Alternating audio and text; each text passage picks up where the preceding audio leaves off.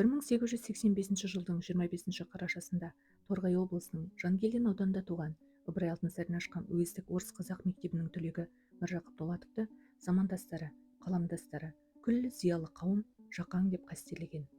Десе дейтіндей-ақ, сондай қиын қыстау заманда ұлттың атымен қазақ деген газет шығару ісіне қолында мал-мүлкі бар байларды тартуға Ахмет ағасына жәрдем беріп, газеттің шығуы тоқтаған күнге дейін бірге болған інісі, сенімді серігі Міржақып құрметтің қандайына болса да лайық. Алғашында қазан төңкерісінен қазаққа бостандық, тәуелсіздік күтіп, кейіннен кеңестік идеяның отаршылдық саясатын байқаған соң, оған қарсы алаш әскерінің жасағын құрған арыстай азамат ақыры айдауға түсіп, Ақ теңіз жағалауында лагердің лазаретінде көз жұмды.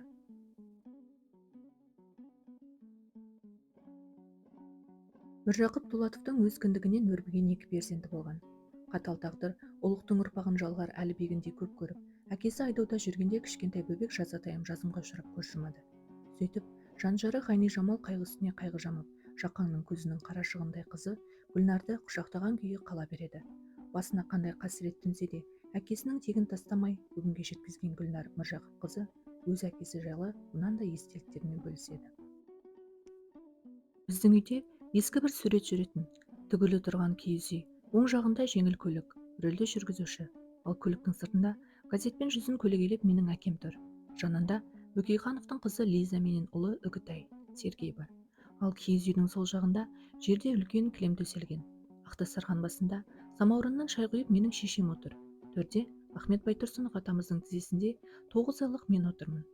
Әкем ұсталған соң 40-шы жылдардың шамасында ұрланып кеткен осы сурет қазіргі күнгідей көз алдымда. Әлгінде суреттегі Ахмет ата, Алихан аға және біздің отбасы барлығымыз 1918 жылға дейін Орынборда Қоян-қолтық араласып тұрдық. Содан кейін елге оралдық. Аласапыран заманында да бірге жүрдік.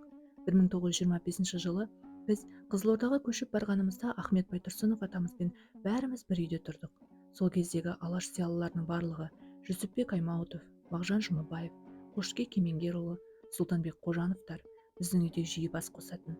1933 жылы бұл кісілердің барлығын қамауға алып, әуелі Қызылорда түрмесінде отырды да, кейін барлығын 5 жылға соттап, жер аударды.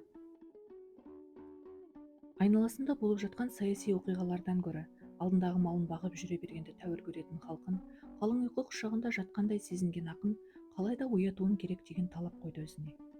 Көзіңді аш, оян қазақ, көтер басты, өткізбей қараңғыда бекер жасты, жер кетті, дін нашарлап, хәл харам бол, қазағым, енді жату жарамасты деп, Оян қазақ атты өлең жазуы соның нақты дәлелі. 1909 жылы Міржақып Дулатовтың дәл осылай аталатын жарық көрген кітабы қалың оқырманның қолына тиісімен ауыздан ауызға тез тарап кетеді. Ақынның патша үкіметі тарапынан қудалауға түсуі де осы оқиғадан бастау алғанды. 1911 жылы алаш ардақтылары бас қосатын орталық Семей қаласына барған сапарында Міржақып Дулатовты тұтқындап, бүкіл шығармаларын да қаттап алған. Бұл туралы кезінде Айқап журналында қысқа хабарлама да басылған еді. Патшаның әкімшілік орындарына соншалық құбыжық көрінген Міржақыптың атын атап, баспасөзде ол жайлы хабар таратуға тыйым салғанына қарамастан, Айқаптың осындай хабарлама бергені Міржақыптың ел ішіндегі әлеуметтік өмірінде тұлғаға айналғанын айғақтайды. Әкесінің тұтқындалған сәтін Гүлнар Міржақыпқызы былай деп еске алады. Шыңғыстауда тұрғанымызда бір күні бізге Міржақып ұсталды деген суыт хабар келді. Ести салысымен қыс болғанына қарамастан Семейге жеттік. Семей біздің отбасымыз үшін ерекше ыстық қала. Біз онда қосқабатты үйде біршама уақыт Бөкейхановтар отбасымен бірге тұрғанбыз. Сол Семейдің түрмесінде жатқан әкем мен Алихан Бөкейхановты Орынбор түрмесіне жіберді. Онда біраз уақыт қамауда болған соң екеуін де босатты. Алихан Бөкейхановты Мәскеуге жіберіпті де, әкем сол Орынборда қалыпты. 2 айдан соң шешем екеумізді өзінің қасына алдырды. Бұл 1922 жыл болатын. Содан 1928 жылға дейін небәрі 6 жыл ғана біз отбасы болып ғұмыр кешіппіз. Алаш көсемдерінің бірі болғандықтан өмірі қуғынмен қамауда өткен Міржақып Дулатов бір емес, 2 рет Семей түрмесіне түседі. Бірі соны патша тұсында Оян қазақты жарыққа шығарған кезінде болса, екінші рет араға 11 жыл салып, 1911 жылы Семей облыстық сотында судья болып қызмет атқарып жүрген жерінен қамауға алынады. Гүлнар Міржақыпқызының айтып отырғаны осы екінші рет түрмеге түскен кезі. Дегенмен Көп ұзамай бостандыққа шыққан Жақаң Орынбордағы Қазақтың халыққа білім беру институтында оқытушы болып орналасады да 1926 жылға дейін отбасымен сонда тұрады. Тыныштықта өткен осы 4 жылда Міржақып Дулатов шығармашылық жағынан да еңсесін көтеріп, есеп құралы мен Балқия атты 4 перделі пьеса және бірнеше аударма жұмыстарын жазады. Дегенмен бұл дауыл алдындағы тыныштық екен. Себебі көп ұзамай 1928 жылы қазақтың үркердей оқыған зиялы азаматтарының қатарында Міржақыпты да тұтқынға алып алғашында ату жазасына кесіп, кейін оны 10 жылға абақтыға қамау жазасымен алмастырады. Бутырка түрмесінде жалғыз өзі бір камерада жатқанында әкем жынданып кетпес үшін күнделікті берілетін қара наннан шахматтың фигураларын жасап, екі кісі секілді өзімен өзі ойнайды екен. Көрші камерада жатқан тұтқындар мынау жынданып кеткеннен саумыз деп таңданатынға ұқсайды. Сондай-ақ оқитын кітап, жазатын қағаз таппай қиналған әкеміз тордың ішінде бірнеше сағат бойына ерсілі-қарсылы жүретінге ұқсайды. Оны өзінше күніне бірнеше шақырым жүрдім деп есептейді екен. Ату жазасына кесілгендігі жөнінде хабарды естігенде қатты күйзеліпті. Оны бізге қабырғалас отырған Ахмеди Мамаев дейтін кісі айтып берді. Онда да кезінде айта алмаған, кейін заман біршама тынышталған тұста барып айтты ғой. Шыбын жаны шырқыраған сәтінде әкем Гүлнар, Гүлнар, Гүлнарым дейді екен. Жаны қиналғанда сүйікті қызын сағынып, аңсап, менің атымды атап шақырғаны көңіліме біртүрлі аяныш туғызады. Ғайнижамал Баймұратқызы жұбайы Міржақыпты абақтыдан шығарудың түрлі жолдарын қарастырды. 1934 жылы сол кездегі Красный Кресттің бастығы Максим Горкийдің жұбайы Екатерина Павловнаға Жақаңмен жолығуға рұқсат сұрап хат жолдайды.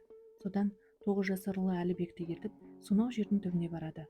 Осының соңғы кездесу болғанын Жақаңның іші сезгендей, соңынан былай деп хат жолдайды. Сендер кеткелі мен әлгі пәтерге күніне 2 рет барып тұратын болдым. Сол жерде сендердің естерің қалғандай. Соны ескесем, сағынышым басылатындай деп. Хатты алғаннан кейін көп ұзамай 1935 жылдың мамыр айында Дулатовтар шаңырағында кенеттен қайғы кіреді. Жақаңның жалғыз мұрагері Әлібек қыстың күні шананың астында қалған болатын. Сол жатқаннан көктем шыға қайтыс болды. Көңіл айтуға Бәтес апамды ертіп Ахмет атам келді, деді Гүлнар Міржақыпқызы. Сөйтіп шешеме қарап, шырағым берік бол, сабыр ет. Балам қайтыс болды деп қабырғаңды қайыстырма. Баласыз мен де жүрмін ғой. Сосын деп біраз бөгеліп тұрды да, Әлібектің қайтыс болғанын Міржақыпқа айтпа. Артымда ұлым бар деп жүрсін. Көп ұзамай келеді ғой, сонда бірақ естісін деді.